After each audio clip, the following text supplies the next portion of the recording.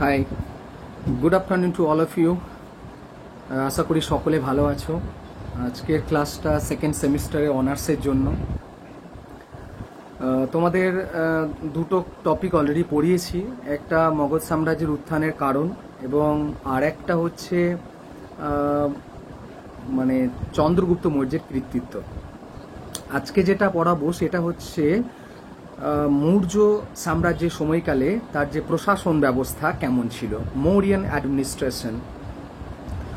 তো এই ভারতবর্ষের প্রথম বড় সাম্রাজ্য স্থাপিত হয়েছিল মৌর্যদের সময়কালে, এবং তার প্রশাসন ব্যবস্থা কেমন চলছিল ভারতবর্ষ জুড়ে, যতটা সাম্রাজ্য তারা স্থাপন করতে পেরেছিলেন, তো সেটা আজকে আমরা দেখব। তো এটার মৌর্য প্রশাসন সম্পর্কে জানতে গেলেই তোমাদের আমি প্রথমেই বলেছি যে আমাদের প্রাচীন ভারতের ইতিহাসে লিখতে গেলে সোর্স ইজ ভেরি ইম্পর্টেন্ট। কোথা থেকে আমরা এই তথ্য পাচ্ছি, কোথা থেকে আমরা তথ্য পাচ্ছি বলছি, সেটা খুব গুরুত্বপূর্ণ হয়ে দাঁড়ায়। তাই প্রথমেই বলে নিই যে मौर्य एडमिनिस्ट्रेशन और मौर्यन एडमिनिस्ट्रेशन के बारे में जहाँ से हम लोगों को सोर्स मिलता है, इंफॉर्मेशन मिलता है, हिस्टोरिकल इंफॉर्मेशन, वो कहाँ कहाँ से मिलता है अब हम बताते हैं। पहला इंफॉर्मेशन तो बता दिए थे, कौटिल्यन अर्थशास्त्र रिटन बाय कौटिल्य, और मेगास्थनीशेर इंडिका, जो बुद्धिस्ट टेक्स्ट है दिव्यावदान, विशाखा दत्तेर मुद्रा राक्षस नाटक এবং জৈন ধর্মের গ্রন্থ আছে পরিশিষ্ট পার্বণ। এছাড়া যদিও তোমাদের অশোক এখন পড়ানো হয়নি, অশোকের সময়কে মৌরিয়ান অ্যাডমিনিস্ট্রেশন পড়ছি, অশোককে তো জোড়া লাগাতেই হয়, আমরা পড়বো অশোককে। তো অশোকের বিভিন্ন ইনস্ক্রিপশনস, শিলালিপি, স্তম্ভলিপি, शौक राजा रुद्रदामन, शौक किंग्स थे, रुद्रदामन का जूनागढ़ इंस्क्रिप्शंस, और मेगास्थनीस के जो टेक्स्ट हैं उनका टेक्स्ट तो ओरिजिनली हम लोगों को नहीं मिला था, लेकिन रोमन बहुत सारे हिस्टोरियंस के भारत के बारे में उनका जो डॉक्यूमेंट्स है, स्ट्राबो, एडियंस, जस्टिन, डायोडोरस, प्लिनी, इन लोगों का जो भी डॉक्यूमेंट्स भारत के ऊपर उन्होंने लिखा है, इस डॉक्यूमेंट्स में भी हमारे देश के मौर्यन एडमिनिस्ट्रेशंस के बारे में पता चलता है। मतलब we got so much references from this Roman historians writings. तो इंडिका तो ऐसे ही थे। तो আমরা দুটো পর্বে ভাগ করব মৌরিয়ান অ্যাডমিনিস্ট্রেশনকে, একটা হচ্ছে সেন্টার আর একটা হচ্ছে প্রভিন্সিয়াল। তো প্রভিন্সিয়ালটা আমরা পরে করব। আজকে আমরা যেটা আলোচনা করব সেন্ট্রাল অ্যাডমিনিস্ট্রেশন। যেমন ভাবে এখনকার দিনে আমাদের কেন্দ্র সরকার এবং রাজ্য সরকার রয়েছে, তো কেন্দ্র সরকারের পরিচালনার বিষয়টা কেমন ছিল মৌর্যদের সময়কালে, সেটা আজকে আলোচনা করছি তোমাদের সঙ্গে। তো আজকার যে টপিক है वो है मौर्यन एडमिनिस्ट्रेशन सेंट्रल एडमिनिस्ट्रेशन कैसा था। মৌর্যদের যে অ্যাডমিনিস্ট্রেশনের যে প্রকার ভেদ আমি একটু জাস্ট প্রথমে বলে নিই। সেটা হচ্ছে যে আমাদের এখনকার দিনের মতো তখনকার দিনে একটা ব্যক্তির দ্বারা তো শাসন কার্য অত বড় রাজ্য সাম্রাজ্য চালানো সম্ভব ছিল না, যার জন্য তারা মৌর্য যে আজকের দিনে আমরা যাকে রাজ্য বলি সেগুলো হচ্ছে প্রদেশ ভাগ করে দেওয়া হয়েছিল, প্রভিন্স के रूप में उनको बांटा गया था। তারপর প্রদেশগুলিকে জেলা বা জনপদে ভাগ করে দেওয়া হয়েছিল, मतलब आज का जो डिस्ट्रिक्ट बोला जाता है। और सबसे जो lowest unit of the Mauryan administration was village, जो गांव था, ग्राम হচ্ছে সবথেকে সর্বনিম্ন অ্যাডমিনিস্ট্রেটিভ ইউনিট। তো আর একটা স্পেশালি তোমাদের একটা কোয়েশ্চেনের কথা বলছিলাম যে পাটলিপুত্র যেটা রাজধানী ছিল, ওদের পাটলিপুত্রের একটা ইন্টারেস্টিং অ্যাডমিনিস্ট্রেটিভ সেটআপ ছিল, সেটা আমরা পরে আলোচনা করব। তো পাটলিপুত্রের অ্যাডমিনিস্ট্রেশন সিস্টেমটা, অ্যাডমিনিস্ট্রেটিভ সিস্টেমটা একটু অন্য ধরনের ছিল, बाद में हम लोग पढ़ेंगे। अभी देखते सेंट्रल एडमिनिस्ट्रेशन कैसे चलता था।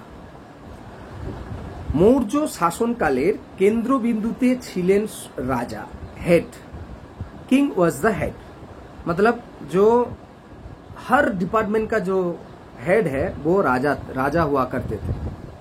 তিনি রাষ্ট্রের সর্বসভা, তিনি সকল ক্ষমতার উৎস এবং সমস্ত ক্ষমতার প্রতীক, এবং তার ক্ষমতা ছিল অপ্রতিহত, নিরঙ্কুশ।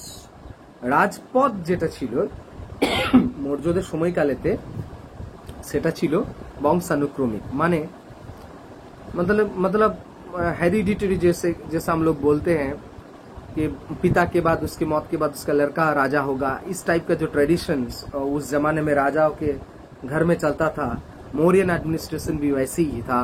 लेकिन पावर जो था वो बहुत ही जबरदस्त था, वो उनके ऊपर कोई नहीं था। রাজা কি করতেন, রাজার কাজ সেটা হচ্ছে তিনি যেমন অ্যাডমিনিস্ট্রেশন চালাতেন, তিনি তেমনি বিচার বিভাগ সামলাতেন, তিনি সেনাবাহিনীর নিয়োগ পর্যন্ত করতেন এবং তিনি ছিলেন সেনাবাহিনীর head also, he was the commander in chief also. তাহলে इतने सारे काम का वो नजर रखते थे, वो वही हेड हुआ करता था। রাষ্ট্রের যিনি সর্বোচ্চ কর্মচারী হবেন তাদের যে नियोग होतो एग्जामेर माध्यमे, तखनकार दिन एग्जाम होतो, तो एग्जाम के दौरान वो जो ऑफिसर्स जो नियुक्ति मिलता था उसका जो पूरी तरह से सिस्टम को देखना वो मौर्यंस किंग्स ही करते थे। और सबसे बड़ी बात, राज्यसभा का जब मीटिंग बैठता था तब उनका जो वो सुनते थे, मतलब वो आलोचना भी सुनते थे, लेकिन डिसीजन जो था, डिसीजन जब होता था वो राजा ही फाइनली देते थे, মানে রাজার সিদ্ধান্তটাই ফাইনাল সিদ্ধান্ত হতো। তিনি যেমন আইন প্রণেতা হিসেবে দেশের গুরুত্বপূর্ণ ভূমিকা কাজ করেছেন এবং তিনি প্রত্যেকটা বিচার বিভাগ অর্থাৎ বিচার যাতে হতো জনগণ সঠিকভাবে পায়, তিনি রাজসভাতে ডেকে তার বিচার করতেন, অন্যায়ের বিচার করতেন এবং এটার প্রমাণ কিন্তু আছে। অর্থাৎ তিনি বিচার বিভাগেরও हेड छिलेन, मतलब आइन का जो लॉ का जो सेक्शन था उसका भी हेड थे मौर्यंस किंग। তবে এই কথাটা ভাবা কিন্তু ভুল, কারণ কৌটিল্য অর্থশাস্ত্রে আমরা বারবার পড়েছি, আমি পড়েছি, তোমরাও পড়বে বড় হয়ে, এবং সেখানে বারবার বলা হচ্ছে যে রাজা কিন্তু পুরোপুরি স্বৈরাচারী হওয়া চলবে না, হবেন না। অর্থাৎ কথা টার্ম ইউজ করেছে বলগাহীন স্বৈরতন্ত্র, মানে রাজা যে সবকিছুই জনগণকে চাপিয়ে দেবেন, সবকিছু জনগণ চোখ কান নাক বুঝে মানবেন, এমনটা কিন্তু মৌর্যন অ্যাডমিনিস্ট্রেশনে কিন্তু ছিল না। তারা ছিলেন অত্যন্ত प्रजाहितैषी, बहुत ही फ्रेंडली थे और जनगण के हित के बारे में ज्यादातर सोचते थे ये राजा जो भी हुआ करता था। কারণ তারা দেশের আইন অনুযায়ী শাসন কার্য পরিচালনা করতেন এবং তার জন্য তারা কখনোই পরবর্তীকালে আমরা যেমন যদি দেখি যে কুষাণ যুগ বা গুপ্ত যুগে তারা দেবতাদের দূত বলছেন, মানে দেবতা নিজেকে কখনো কখনো তুলনা করছেন। এখানে কিন্তু তিনি বলছেন যে দেবনাম প্রিয়, অর্থাৎ দেবতার প্রিয়। এখানে অশোক যে শব্দটা ইউজ করেছেন দেবনাম প্রিয়, অর্থাৎ দেবতাদের প্রিয়, অর্থাৎ তিনি मतलब ईश्वर इनको प्यार करते हैं, इस टाइप का ये लोग टाइटल लेते थे। इससे पता चलता है कि ये लोग कभी भी जनगण के ऊपर अपना शासन को थोपे नहीं है, मतलब इम्पोज्ड जो होते हैं उस तरीके का इन्होंने ये नहीं बोला। तो इसके चलते यही बताया जाता है कि हित में काम करते थे, प्रजा के हित में ये लोग काम करते थे। मतलब राजा के बारे में हम लोगों ने थोड़ा बहुत जाना कि मौर्यन एडमिनिस्ट्रेशन में राजा का पावर कैसा होता था। অর্থশাস্ত্রে তো কথা বলা আছে রাজা একা শাসন কার্য চালাতে পারবেন না, রাজাকে শাসন কার্য চালানোর জন্য নিশ্চয়ই অফিসার্সরা ছিলেন, যার জন্য যে অফিসার্সরা মৌর্যদের অ্যাডমিনিস্ট্রেশন চালাতে সব থেকে গুরুত্বপূর্ণ ভূমিকা নিতেন তাকে বলা হতো বাংলায় সচিব। এবং যেটা সচিব যে টার্মটা ইউজ করা আছে সেক্রেটারি ইংলিশ, তো মেগাস্থিনিসের ইন্ডিকাতে এদেরকে বলা হয়েছে উপদেষ্টা বা রাজস্ব সংগ্রাহক, মানে এর কাউন্সিলর অর দ্য মানে কালেক্টরস। তো এই সমস্ত মেগাস্থিনিসের কথা বলছেন। तो सचिवरा छिलेन राजार सर्वोच्च ऑफिसर्स, राजा की जो हाईएस्ट ऑफिसर्स हुआ करते थे वो सचिव था।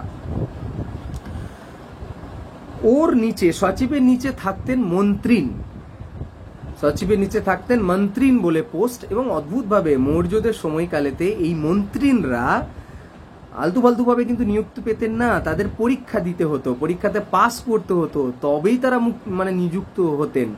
मतलब इनको एग्जाम देना पड़ता था। मंत्री जो अगर पोस्ट है अगर उनको आने के लिए तो मंत्री जो नियुक्ति होता था यहाँ से होता था।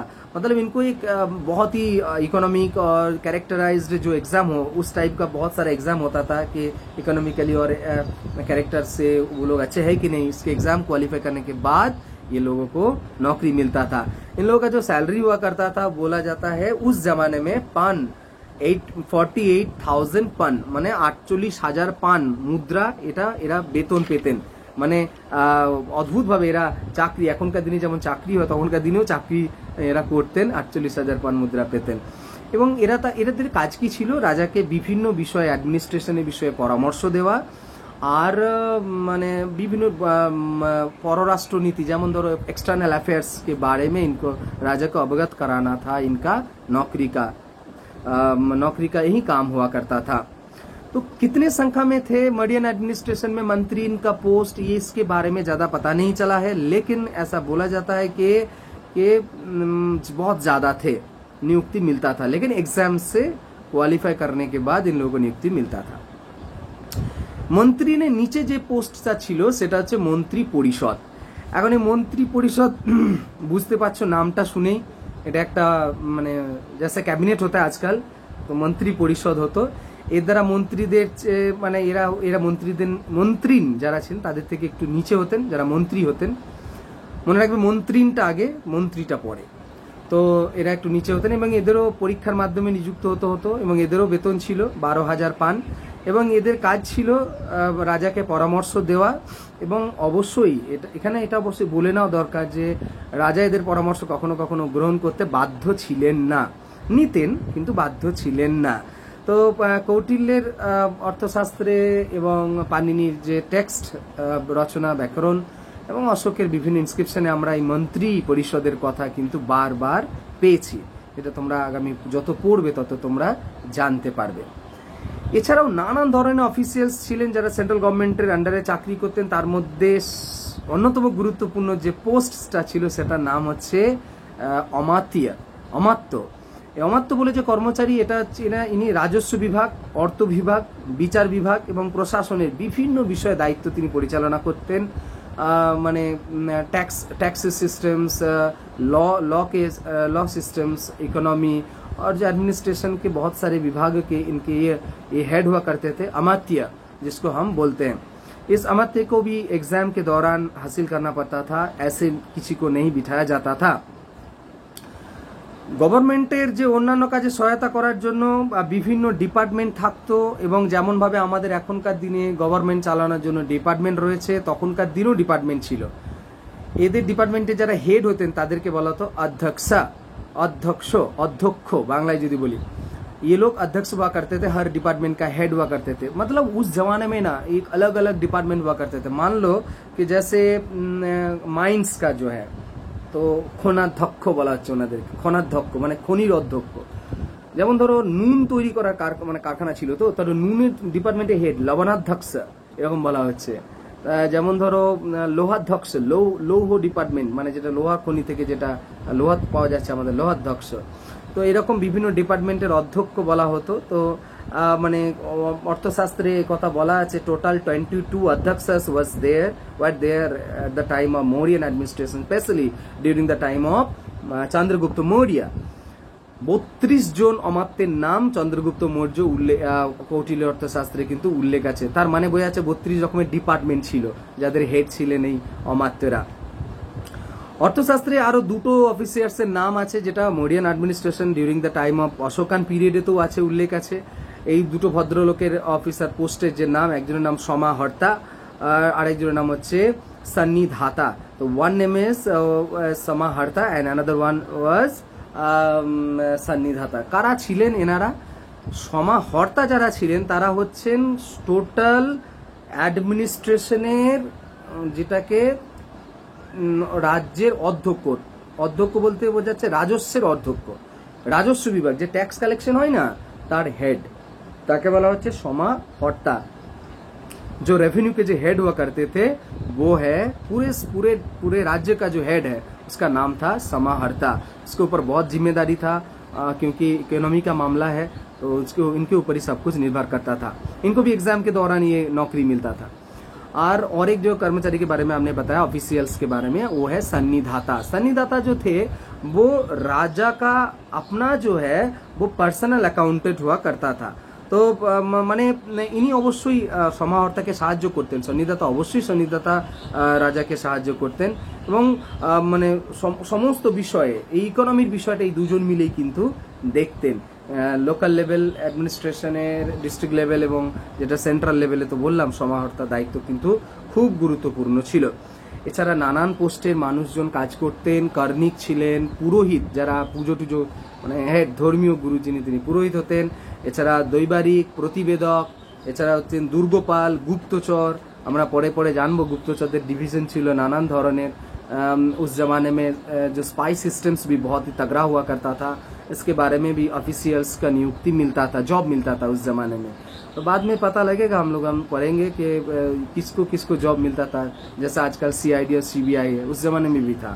তো এক কথায় বলা যেতে পারে যে একটা বিশেষ স্পেশাল বৈশিষ্ট্য ছিল এই অফিসিয়ালদের মধ্যে মৌর্যর অ্যাডমিনিস্ট্রেশনে, সেটা হচ্ছে কোনো পদই বংশানুক্রমিক ছিল না। নিজের যোগ্যতা অনুযায়ী এরা চাকরি পেতেন এবং করতেন। এমন নয় যে বাবা চাকরি করেন বলে ছেলে চাকরি পাবে, ऐसा नहीं था। मतलब किसी भी हाल में ये जॉब जो हुआ करता था, जितने भी ऑफिशियल्स के नाम हमने अभी बताया, वो उनकी काबिलियत के ऊपर ही जॉब मिलता था। उसको किसी भी हाल में उसका जो वंश परंपरा के हिसाब से चलता था वैसा नहीं था। मौर्यन एडमिनिस्ट्रेशन के एक स्पेशल फीचर्स है कि किसी को जॉब मिल रहा है तो उनके काबिलियत के ऊपर मिलता था। तो आज के আমরা মৌর্য অ্যাডমিনিস্ট্রেশনের একটা পার্ট করলাম, যেটা হচ্ছে সেন্ট্রাল অ্যাডমিনিস্ট্রেটিভ সেটআপ। তো নেক্সট ক্লাসে আমরা সেকেন্ড পার্টটা পড়ব। ততক্ষণ পর্যন্ত তোমরা বই তোমাদের কাছে আছে নিশ্চয়ই, তোমরা পড়বে, জানি না, নিশ্চয়ই বোঝানোর চেষ্টা করলাম আমার মতো করে। তো তোমরা বই পড়বে, নিশ্চয়ই বুঝতে পারবে। আর না বুঝতে পারলে অবশ্যই আমাকে কল করো, আমি তোমাদের জন্য সব সময় আছি। ওকে, ততক্ষণ পর্যন্ত বাই অ্যান্ড থ্যাংক ইউ।